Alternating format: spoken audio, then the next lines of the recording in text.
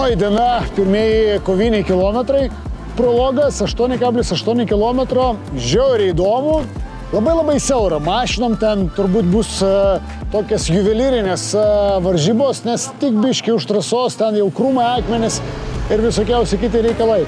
Tai nenorėjau maksimaliai rizikuoti, važiavau tiesiog saugiai, žiūrėjau kas kaip, iš tikrųjų yra slidoka, o ant žolės šiek tiek baimės turiu nesutikti ant kokią nors duobės arba akmenų. Tai saugiai užtikrintai finišą pirmoji diena, bet visos varžybos prasideda tik rytoj. Taigi kviečiame visus stebėti, kaip mums seksis įveikti Safari Africa Rally.